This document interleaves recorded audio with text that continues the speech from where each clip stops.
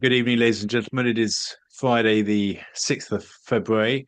My name is Ian Pratt. I am the peacemonger. I'm delighted this evening to welcome Colonel Lawrence Wilkerson, or Larry Wilkerson, onto the show. He's well known, of course, given his vast experience in the US military, dating right back actually to the Vietnam War, but sort of most notably through the first Gulf War in 1991, when he was assistant to then Chief Colin Powell, General Colin Powell, and since his retirement, he's been active in the kind of realist straight stage, and a fantastic guest with a clear, strategic, and concise kind of view on world events today. So, Colonel Wilkerson, Larry, welcome to the show. Thank you. Good to be with you for the first time. Yeah, well, hopefully not the last. um, Look, I've been thinking a lot about strategy, and of course, your former boss, Colin Powell. Despite my youthful looks, I'm actually kind of fairly old, and I actually remember the first Gulf War, and I remember clearly the Powell Doctrine, which obviously derives from the Weinberger Doctrine, which took its lessons from the Vietnam War, of course, and the risk of getting entangled into foreign conflicts that don't have any link to kind of core strategic interests. I can't see any, zone of conflict at the moment around the world, especially Ukraine, but also what's happening in the Gulf with the US buildup around Iran, and so on, and also kind of what the US is talking about in terms of the Asia Pacific, where you could where you could actually apply the Powell Doctrine and see any sort of alignment. In fact, quite the opposite. I mean, what's your sense? Um, First, I'd have to explain something that so many people, and I'm not accusing you of it, but there are so many people who don't understand the derivation of that doctrine. Just let me, for a moment, give you the derivation. When Caspar Weinberger, Secretary of Defense at the time, came up with his principles that are much like the Powell Doctrine, Colin Powell was his military assistant as a two-star major general in the Army. So Colin Powell had a lot to do with giving Weinberger what he eventually published as his doctrine. It's more extensive than Powell's. Powell's was honed down to the bare essentials. And a lot of what Weinberger said, because it resonated with the group that he was addressing it to, and with Powell, a lot of Powell's commentary is confused with Weinberger's. And Powell was very, very concise. Weinberger was a little bit garrulous, and military assistant didn't get to him all the way, as it were. But both of their doctrines, as we have come to call them, revolve around several things, but Powell's revolves around decisive force. And decisive force, as he would define it, and he did in speeches that I wrote for him. I didn't really write his speeches. I gave him copy, and he changed it. He would say, okay, decisive force was when we flew two F-4s with wing pylons full of bombs over the barracked at that time rifle company that was threatening to overthrow Corey Aquino in Manila. And they went away. Once they saw those two F-4s fly over with arms, they knew the United States knew what they were going to do and was opposed to it. That was decisive force. It was not 5 aircraft carriers. It was not 600,000 men. It was two F-4s loaded. Then later, he would answer a question, for example, from a reporter. Why did you use 4 aircraft carriers in the Gulf War, the first Gulf War? And he said, because I didn't have 5. For him, overwhelming force and decisive force were the same thing as long as you're using the right calculus. But he would have liked to have had another aircraft carrier. So that's the heart of Powell's military strategy principle, if you will, is decisive force. Now, to get to your question, where is there a conflict in the world today that decisive force is marshalable, or the brain power to make it so is present? I would say nowhere. It's difficult. Putin comes the closest. I've watched him very carefully. He's, I would almost say, Clausewitzian in the way he goes about things. But Clausewitz had some problems too, in my view. His role model, was Napoleon. Napoleon lost. Clausewitz was enamored of Napoleon because he was the only person that Clausewitz had close at hand to look at that embodied the prince and the warrior in the same individual. And of course, Clausewitz had said the ideal situation is to have the civilian, as it were, and the military guy in the same individual. In other words, that way you've got no problem communicating because same brain is conceiving both policy and strategy. I'm not sure that's too good either, and I'm not sure Napoleon isn't a great example of that. However, if you look at that very closely, I think you find an answer to your question. And then you would say, okay, so why are there so many wars? If that is let's just say for a moment that is a key principle and maybe the principle, it's because people don't abide by it. And many don't even recognize it. So you have these conflicts that are ongoing, some of them interminable, it seems. The SMO is looking more and more like that every day. And Putin is tied up, and he doesn't like being tied up. He has a defense pact with Iran, for example. Iran, in many respects, is more important to him than Ukraine in a sense of strategic importance. Ukraine is all about sphere of influence, and it's all about now Putin and Russia writ large's image of themselves as well as sphere of influence. Iran is visceral and existential, actually, I think, because it is serious business if the United States goes ahead with a full-bore attack on Iran. It could pull Russia in easily, especially now that we've made this tragic mistake of not picking up on Putin's 3 or 4 attempts to extend New START, the last vestige of nuclear arms control.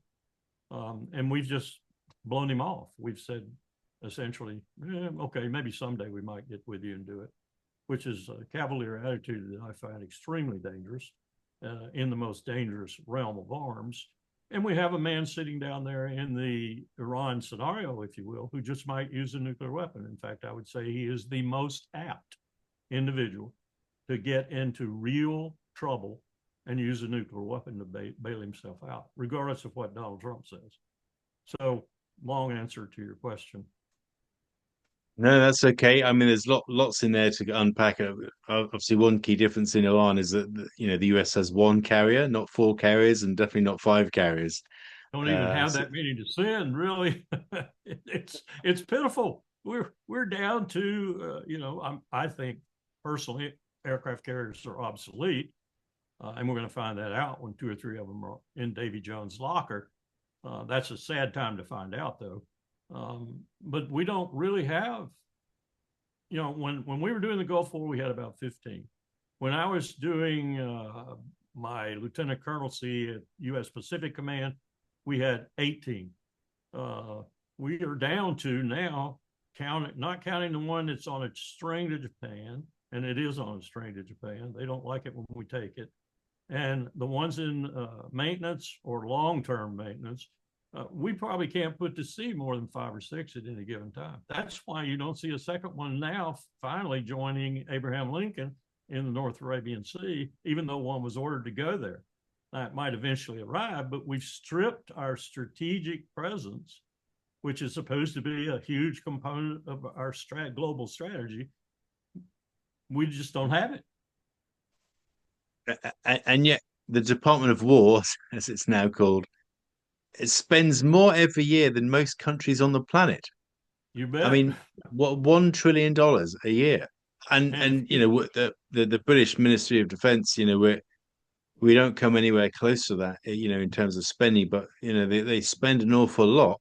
But like in the US, even the most brand new ships spend most of their time in dry dock. And have we just got worse at making military equipment? I mean, how have we ended up in this situation? We spend more, and we can only put a few ships to sea at any given time. I mean, I don't get They don't get the mathematics. Hey, let's get to specifics here. In 1990 and 91 and 92, when Gorbachev, Baker, Cole, Thatcher, Majors, and a lot of others, we're talking about a new world, a new world order. We had to, as Powell put it to H.W. Bush, then President, Papa Bush, we want to pay the American people back a peace dividend. You've already told me that, Mr. President. We're going to give you 25 to 28% of the military as a peace dividend. And then he designed something called the base force, which simply meant we did not want to go beneath that level. And we put down the scenarios that level would help us meet if we had to. That caused about 119 defense contractors at the time doing somewhere between $1 billion and $1.5 billion or more business on an annual basis with the Pentagon down to about 6. At the time, a group of contractors came into the Pentagon led by a man whom I had some respect for. I don't say that about many defense contractor CEOs, but he had been other things too. He'd been president of the Association of the United States Army. He had been in the Defense Department. Norm Augustine was his name. And he told the general, he said, you know, if you do this, what you're going to get is monopoly, really expensive, lousy products. Mark my words, that's what's going to happen, because that's what monopoly capitalism will do to you. If you go down to just a few contractors, they will collude with one another. One day Lockheed will be the prime and Grumman will be the secondary. The next day Grumman will be the prime and Lockheed will be the secondary, and they will build crappy products. That's exactly what's happening. And I think that's a good description of why it's happening. And you look at the CEO salaries now, and even Trump has supposedly put out a restriction on their doing buybacks of stock the way they want to pump up their share prices. But you look at the dividends they paid over the last 22 years, you look at the millions of dollars of income the CEOs have earned over the years, and you understand why 52 to 53% of $1 trillion national security, no, I won't say that, defense budget, because the national security budget is more like $1.75 trillion. That includes Homeland Security, Veterans Affairs, and so forth. If you look at that, 52% of that money is going to CEOs of the defense contracting business. Yeah. I mean, I'm not a socialist by any means, but I think there's a strong case to make for the kind of the national control of defense production. Actually, I mean, it's one thing that actually sets Russia apart. I'm not Yes. necessarily saying that their defense production is that efficient, but if you, I mean, uh, the Russians have this saying, quantity has a quality of its own. I mean, what they can do is produce at scale Right. and at speed, uh, because everything is controlled by a single kind of state-run conglomerate called Vostech. I mean, lots of companies are underneath that, of course, but I mean that they've shown during the Ukraine war that they can produce at scale and at speed, and we can't, and that's because of their industrialized model of defense production, whereas we have this kind of 1980s-esque privatized model where Right. it's profit focused. Absolutely. I think I would nationalize the defense industry and our banks were I king for a day. Yeah, yeah, no, I couldn't agree more. But in terms of the specific kind of theatres of we touched briefly on Iran, but on the Asia Pacific, I mean, going back to this theme of writing strategies by committee. I mean, I think actually get to go back to your point on Clausewitz and Napoleon, actually, as a brief aside. I mean, the difference there is that, and actually, what makes them in a way more like Putin is that they almost had the unitary right to decide. Whereas Ukraine policy, for example, has been chessed by committee. 32 members of NATO, these unelected people in Brussels, this unelected other guy in Brussels who runs NATO and the British, chipping in, from the sidelines, and absolutely nothing can get agreed, which means there's absolutely no clarity of purpose, no ability to actually use overwhelming force.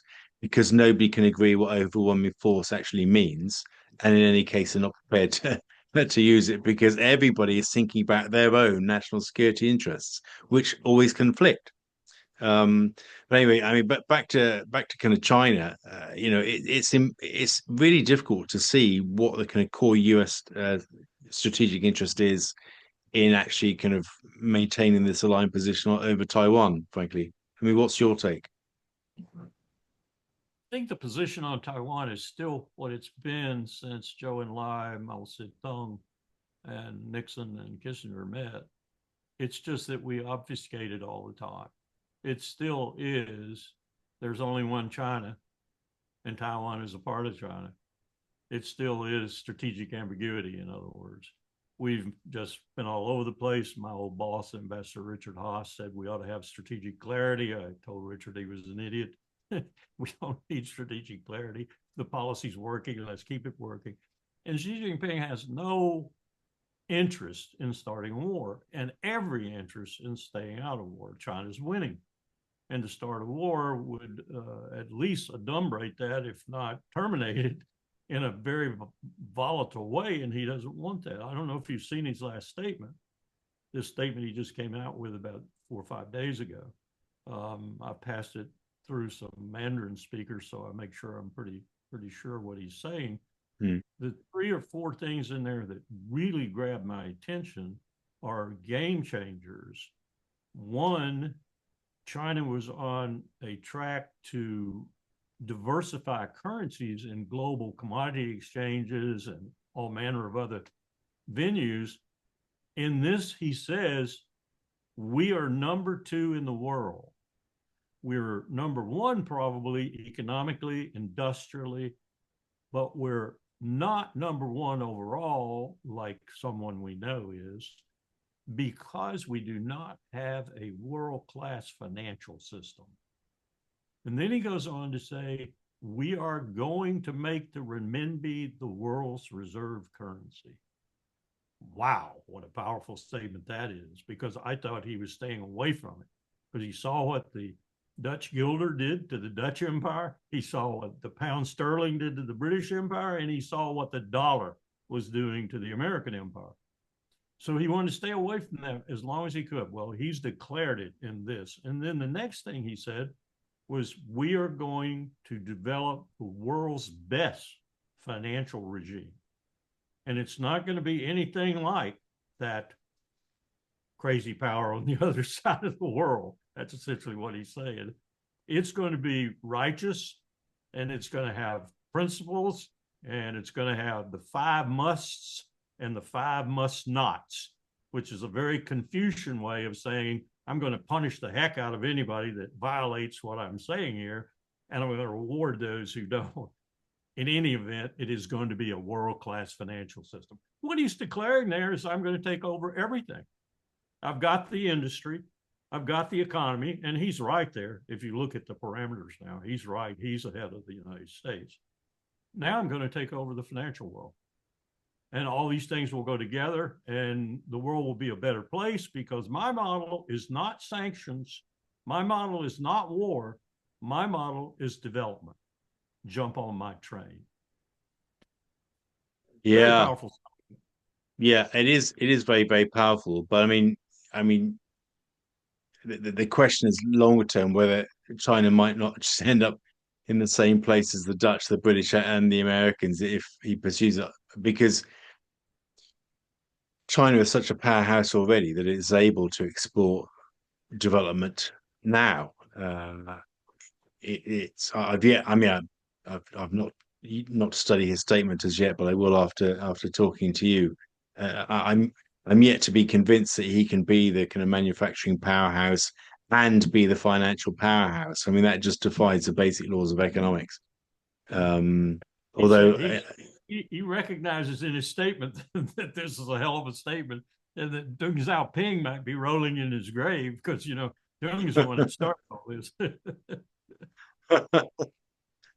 But I mean, the U.S. military that I admire greatly. I mean, I had a U.S. Marine Corps lieutenant working for me in Afghanistan, actually, when I was down in Helmand. For some reason, they attached her, and a State Department official was attached to my team as well. It was nice folk. I enjoyed working with them very much. But I mean, deploy one carrier to Iran. I mean, there's no hope in hell that the US could deploy decisive force to the Pacific against a China which is knocking out aircraft carriers, submarines, and other kind of vessels faster than anybody else on the planet except Russia.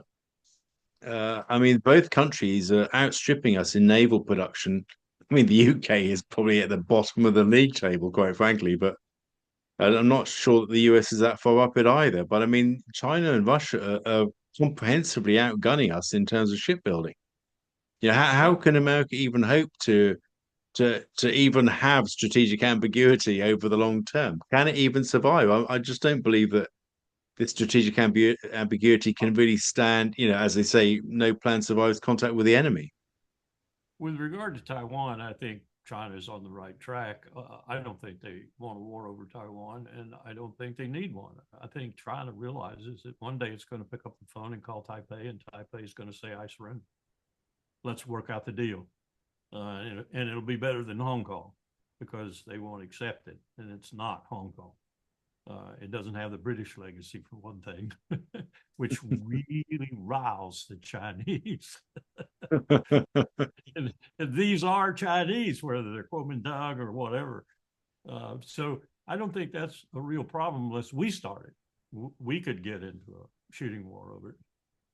I think what we're looking at right now is an attempt by the United States to use high tech, to use things like the missiles it just fielded for the Army, to use things like the island chain from World War II that we're refurbishing at great expense, to set up a unique kind of attack on China should we have to do it.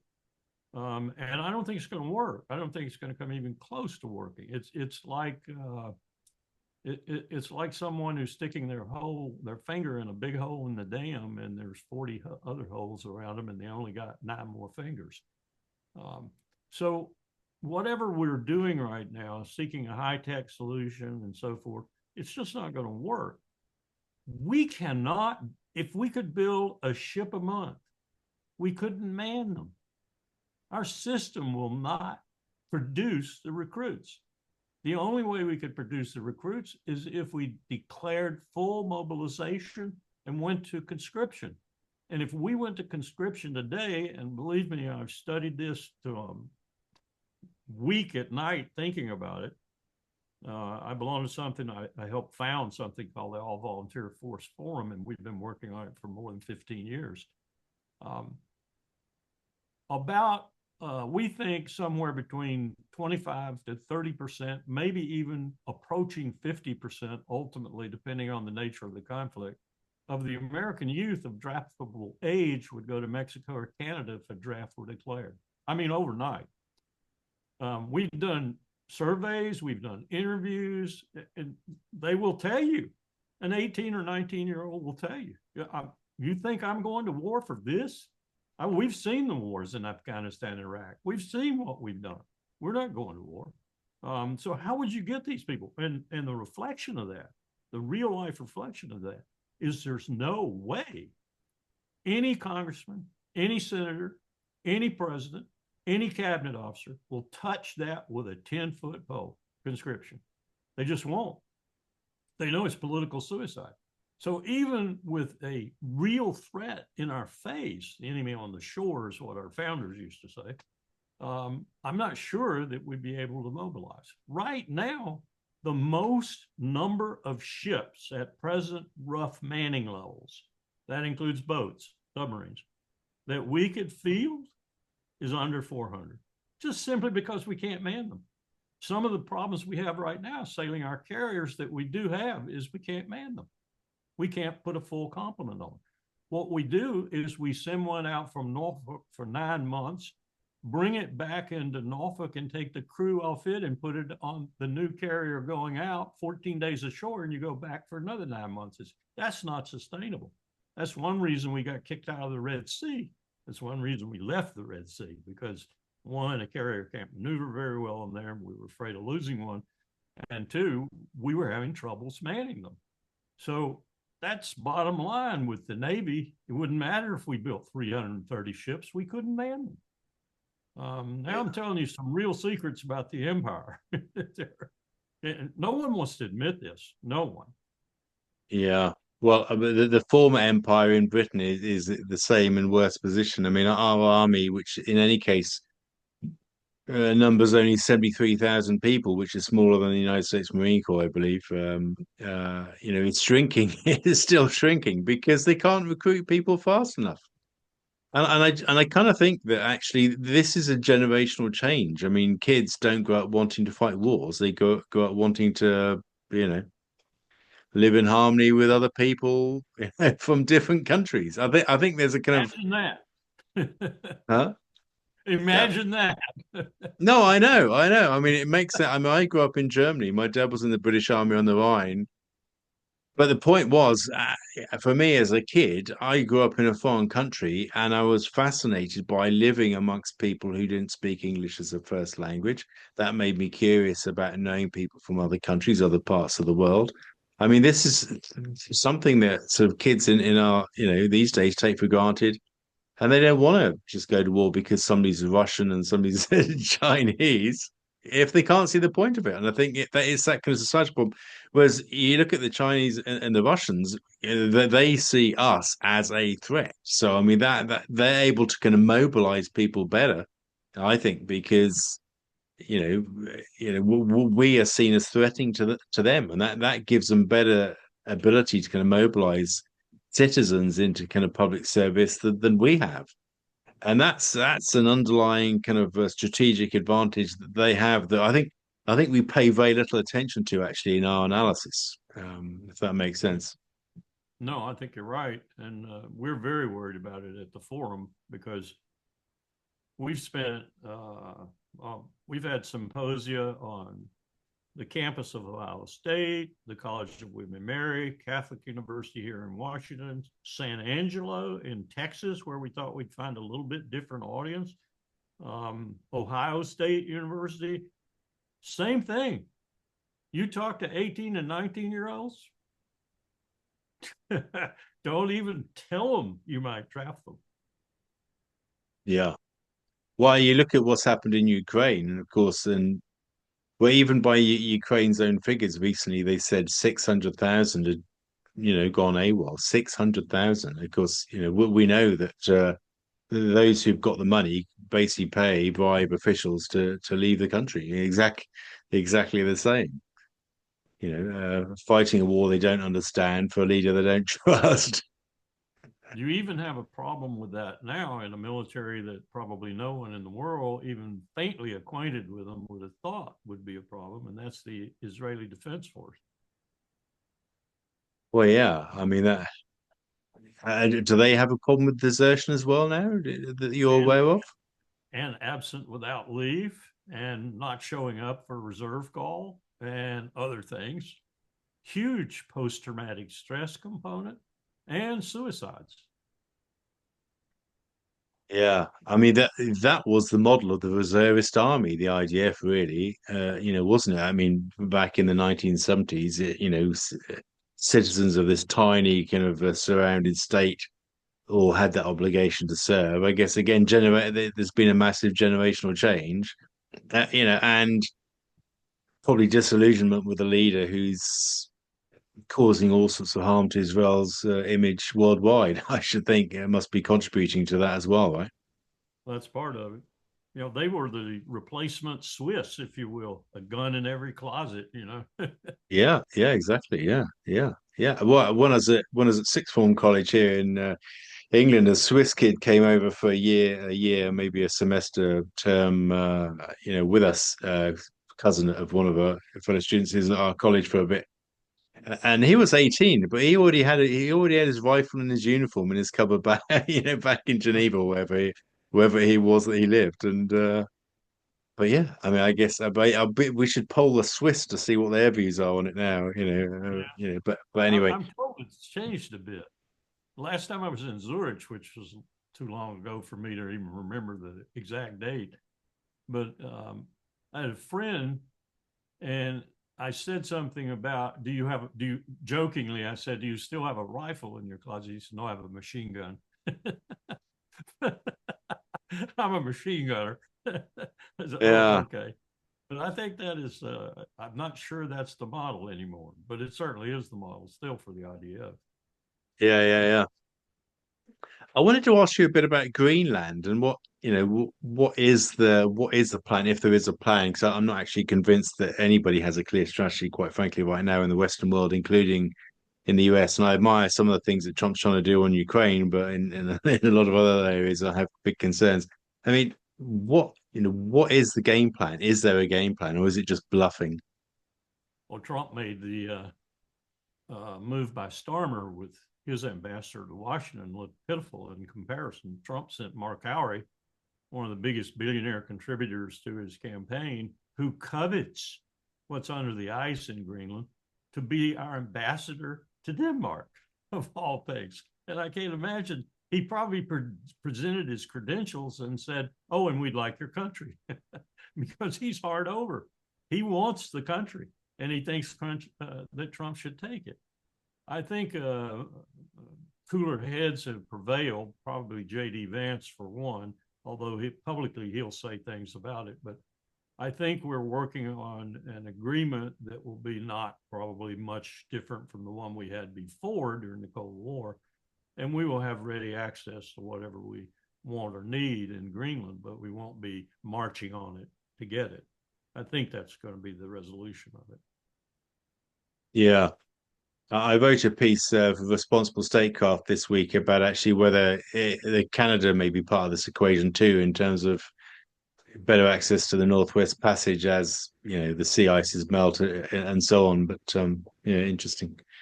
So, But Mark, where are we at on Ukraine? Are we ever going to get out of this? Are we? Do you think we're nudging painfully towards the end, or do you think the Europeans and Zelensky are going to try and block any deal? well, if you happen to see Anatol Lieven's article of about a week ago, that probably was the best laydown of what is coming out of the talks, if there is a laydown that's good. I was rather stunned at some of the things that apparently, at least, the Russians, Putin himself, apparently in one or two cases, has actually said might be agreeable. One was a fairly high number of Ukrainian soldiers post-conflict. Another was a sort of sharing agreement over that portion of the Donbass that the Russians have not yet taken physically. And another was security guarantees that were fairly robust, as long as it didn't include any specific NATO troops on the ground in Ukraine. And there were other things too. I understand now they've reached an impasse again over one or two of those, and they're not making a lot of progress as of yesterday. But I think if Anatol's laydown of what Russia's willing to concede is accurate in any way, then I think Putin, and here's my military professional's view of it, Putin's tied down in Ukraine. He could, as soon as the soil gets a little tighter and not so wet, he could march on Odessa, take Odessa. He could move in any number of ways, but I think he's really getting concerned about other regions where, among others, we're threatening him. Southwest Asia being one of the prominent ones.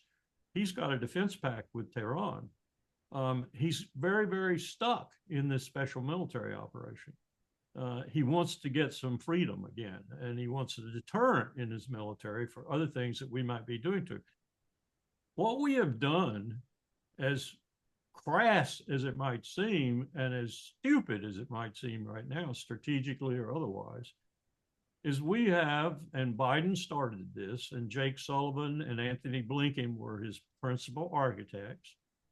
We have bled Russia, and that's what we wanted to do. We don't give a farthing about the dead Ukrainians. We don't care.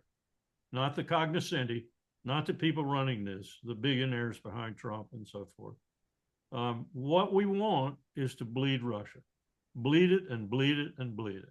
And we want to use that blood as sort of to pave the highway to China.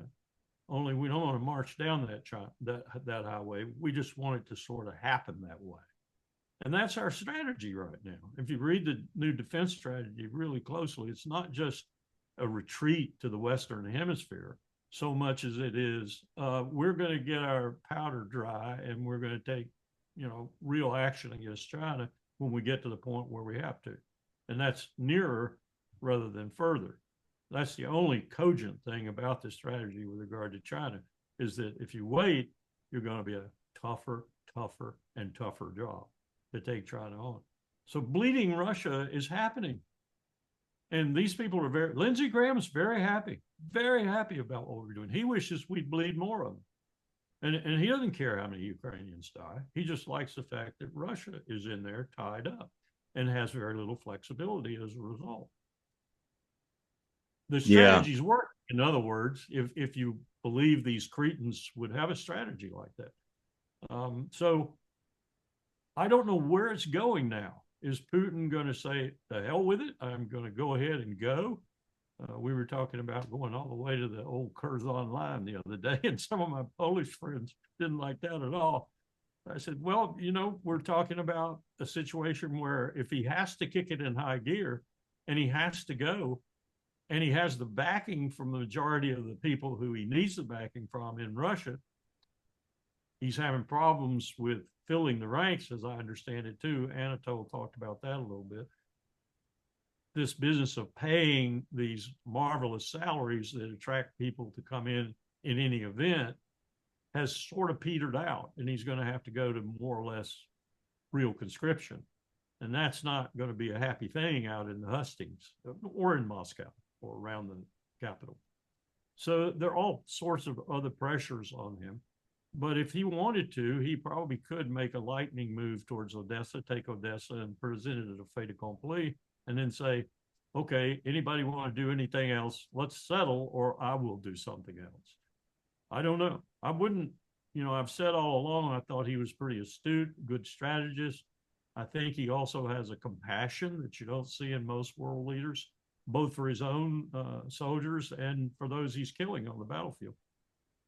He's shown that in small things. So have some of the people in between him and the generals on the ground. But I don't know where that's going now. I'm hearing yesterday, I started to hear that it had gone afoul again.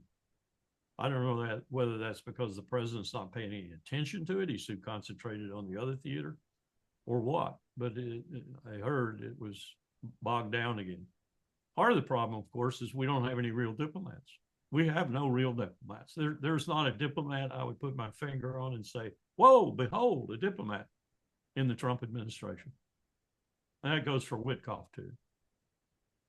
Yeah, and also goes for Rubio, I think. I mean, if it's any consolation, we don't have diplomats in the UK either. So. Rubio's whole diplomacy is, I want Cuba. Give me Cuba. The only reason Trump won't march on Cuba or focus on Cuba for a march like Greenland, he wants to spite Rubio.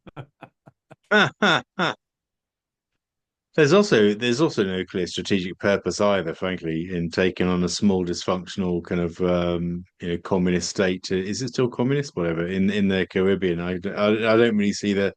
You can see the sort of logic with Venezuela with the amount of oil it's got. It's impossible to see any logic, frankly, with Cuba, apart from to settle a grudge from 60 or so years ago, really. But anyway, that's just my kind of my view. I mean, on Putin, I think actually, and I understand why some people in the US system think about the kind of bleeding Russia dry thing.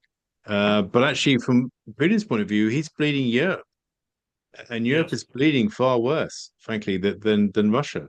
And Anatole's going to be on this show next week, but he did one on Russia's economy, which is a subject close to my heart.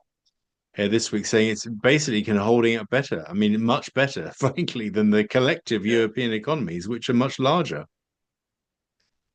If I were in Putin's shoes and I were thinking, Machiavellian-like, if that's the right phrase, I'd want my first strategic objective to be to destroy NATO.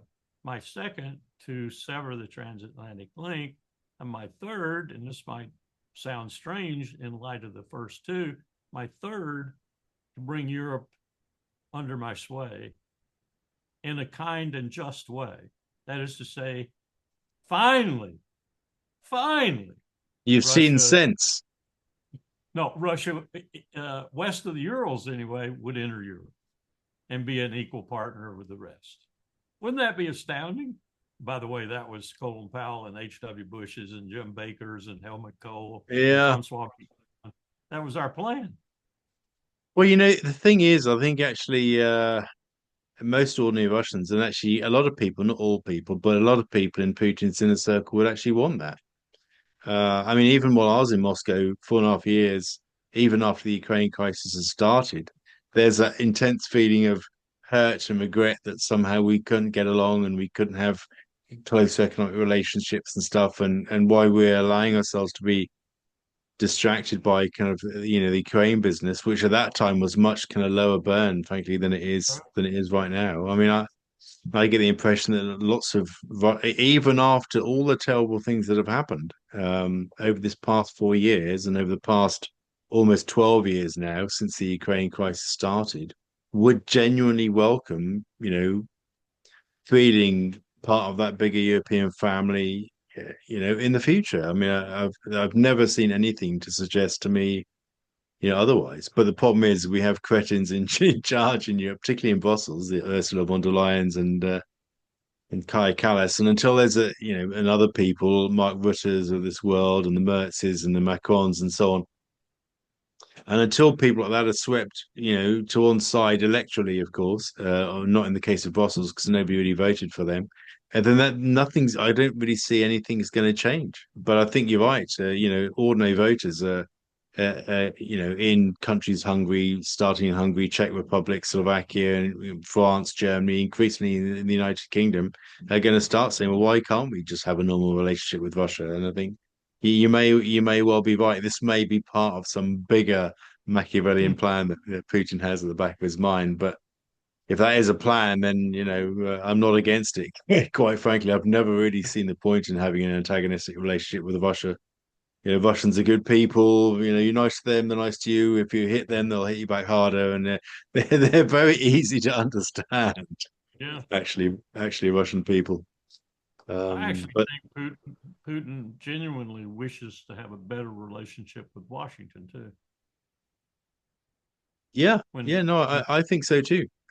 Even now, it's bizarre, not really bizarre, but it's interesting. Even now, whenever he talks about Western leaders, he still refers to them as partners. I listen to his interviews in Russian quite a lot, and he still refers to foreign leaders, even in the West, as our partners. Like there's a sense that that he doesn't quite understand how this partnership has been lost along the way, even though he doesn't see that it's entirely his fault, or indeed even partly his fault that has happened, but there's still that sense of yearning of wanting to kind of have that back. And whenever foreign leaders visit Moscow, like the Swiss and the OSCE guy has been in town today visiting Lavrov, they always get a warm reception. The fact that Witkoff, I mean, whether he's a diplomat or not a diplomat, that the fact that Witkoff was able personally to see Putin himself, right, itself was quite remarkable. I think that people get that sort of level of access. I think we just don't understand Russia and Russian people. I think that's part of the problem we've allowed ourselves to get into today. And you look at Ukraine where they're trying to erase all sense of Russianness, to be more European when they're clearly a Slavic kind of right. nation, with historical kind of ties both to Europe and of course to Russia. It's nonsense. But there we are.